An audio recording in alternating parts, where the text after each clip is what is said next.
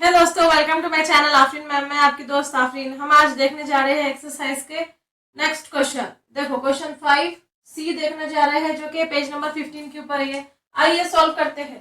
सबसे पहले हम क्वेश्चन समझते हैं क्या बोल रहा हो।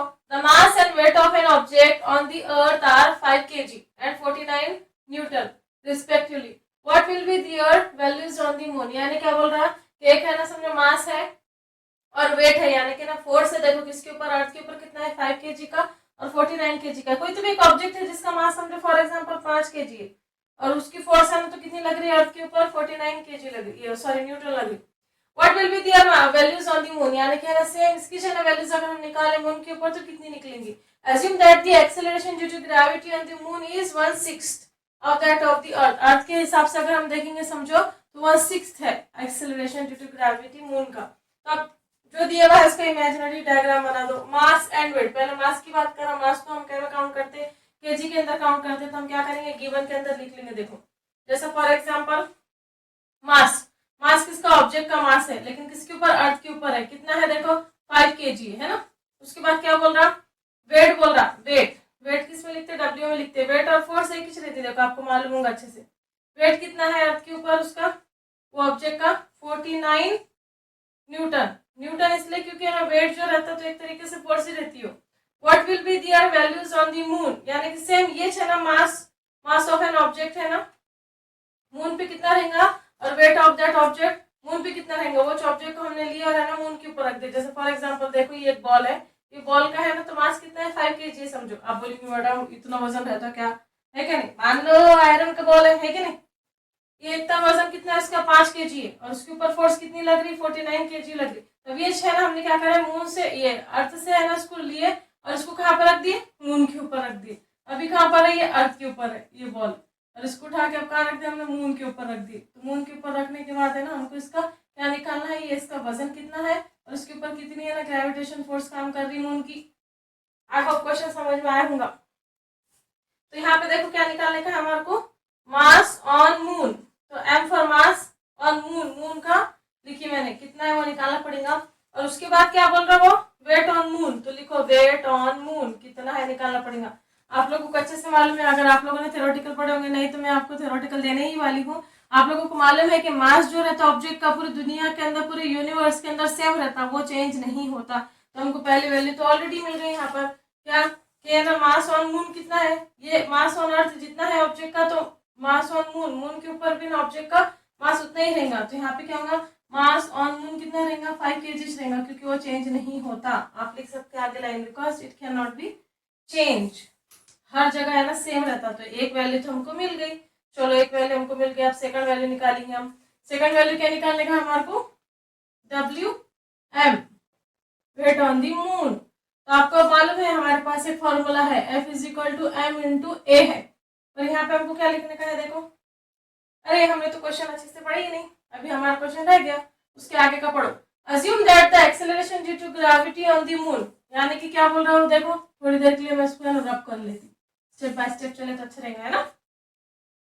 Acceleration due to gravity on the moon, moon जैसा बोल रहा है ऐसे लिखो। इज यानी कि इसका इज इक्वल टू लिखो 1/6 लिखो, 1/6 तो 1/6 लिखो। ऑफ, ऑफ मतलब इनटू, है ना, दैट ऑफ द अर्थ। यानी कि जी की बात कर रहा हूँ, जी ऑन द अर्थ ऐसा बात कर रहा हूँ। फिर आप लोगों को मालूम है मैं इसको इधर भेज दूंगी, क्योंकि हम उसका ना रेशियो लेते हैं, जी एम डिवाइडेड बाय जी ई हो गया, विच इज इक्वल टू 1/6 हो गया।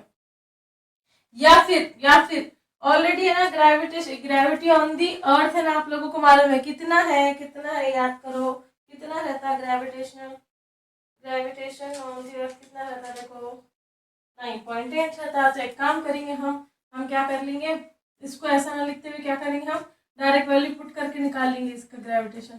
देखो जीएम निकाल लेंगे, जीएम की वैल्यू 1/6 इंटू टेन टू, जी कितना रहता है, जी रहता है 9.8। अगर आपको मालूम नहीं होगा, अर्थ के ऊपर जो ग्रेविटी रहती है वो 9.8 की रहती है, एक्सेलरेशन ड्यू टू ग्रेविटी। तो एक इसको एज इट इज रहने दो, या फिर इसको डायरेक्ट सॉल्व कर दो। देखो 6 से है ना तो दिखा, देखो 1 इंटू 9.8 बोलते 9.8 डिवाइडेड बाई 6, 6 1 जा 6, 6 1 जा 6, कितने बचे यहाँ पे 3 बचे। 3 को इधर डाल दिया हमने तो कितना होता, देखो 38 हो जाता, 6 1 जा 6। या फिर अगर ऐसे नहीं आ होगा तो ऐसे कर लो सीधे सीधा, है क्या 9.8 करो उसको 6 1 से 6 हो रहा, यहाँ पे कितने बच गए, 6 1 से 6, कितने बचे यहाँ पे 3 बचे, ये 9 हो गया। अब इसको है ना हम क्या करेंगे, डेसिमल को 2 मिनट छोड़ देंगे, टेबल पढ़ो 6 का, 6 6 36, कितने बचे, 2 बच गए। डेसिमल की वजह से यहाँ पे 0 लगा लो, डेसिमल नीचे रहने दो। 6 3 कितना हो रहा है, 18 हो रहा, फिर 2 बचे, फिर ऐसा होते होते 3 3 3 3 आएगा, तो 1.63 भी ले सकते हैं, या 1.64 भी कर सकते हैं इसको, राइट। तो ये इसलिए कर दी मैं ताकि है ना कैसा है हम क्या ईजी हो जाए हमको, ऐसा भी कर सकते सॉल्व फिर, या फिर ऐसे भी सॉल्व कर सकते, 6 3 4 आएगी, ऐसे भी करो सॉल्व, जैसे सॉल्व करने का जो हमारा वैसे सॉल्व करो। उसके आगे चलेंगे हम, हमको क्या मिल गई, जीएम की value, GM is equal to कितना मिला हमारे को, 1.663 हो गया। ग्रेविटी को क्या में करते हैं, ग्रेविटेशन क्या है, acceleration due to gravity, metre पर सेकंड स्क्वायर रहता है। देखो ये G M which is equal to acceleration रहता है, मून के ऊपर का strength, right, which is equal to 1.63 metre पर सेकंड स्क्वायर। हमारे पास एक फॉर्मूला है, कौन सा फॉर्मूला है हमारे पास, f is equal to m into ए।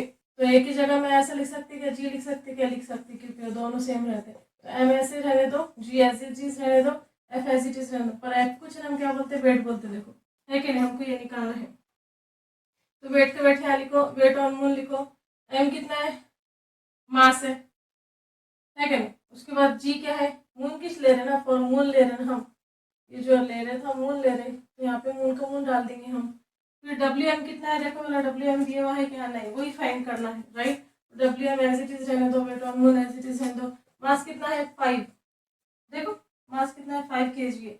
और जीएम की वैल्यू निकाली मैंने अभी 1.63 निकाली। तो 1 सेकंड के लिए डेसिमल को भूल जाए, या फिर रहने दो, देखो डायरेक्ट मल्टीप्लाई करो, 1.63 को 5 से मल्टीप्लाई करो, 5 3 से कितना होता, 15, 15 का 5 कैरी 1, और कैरी 1 यहाँ लिख लो। 5 6 से कितना होता, 30, 30 और 30 और 1 कितना होता, 31 हो जाता, देखो 31 का 1 यहाँ लिखी, और कैरी 3 यहाँ लिख लो, हाँ। 5 1 से 5, 5 और 3 कितना होता, 8 होता है, तो यहाँ का लिख लो। देखो 2 डेसिमल के बाद है ना डिजिट है ना, तो 2 डेसिमल के बाद यहाँ पर डिजिट लिख लो। तो आंसर कितना है, देखो आंसर आ रहा हमारा 8.15। तो वेट ऑन मून जो रहेगा वो ऑब्जेक्ट का कितना रहेगा, वेट मतलब इच फोर्स है 8.15, इसको हम क्या में काउंट करते हैं, न्यूटन के अंदर काउंट करते हैं। तो ऐसा हमें निकाल सकते हैं। आई होप आपको समझ में आया होगा। अगर आपको हमारे वीडियोस पसंद आ रहे हैं तो please like share and subscribe to Afreen ma'am channel, और कमेंट में अच्छे अच्छे कमेंट दीजिए प्लीज़। और अगर आपको है ना इससे रिलेटेड कोई भी और टॉपिक को है ना एकदम डीप में है ना तो एक्सप्लेनेशन चाहिए, वेदर वो है ना फिर मैथ्स रहना चाहिए या फिर साइंस रहना चाहिए, साइंस केमिस्ट्री फिजिक्स बायो या फिर अलजेब्रा ज्योमेट्री, तो प्लीज़ कमेंट सेक्शन में लिखिए, मैं इंशाल्लाह पूरा सॉल्व करके आपको हेल्प करूँगी। Okay, thank you for watching.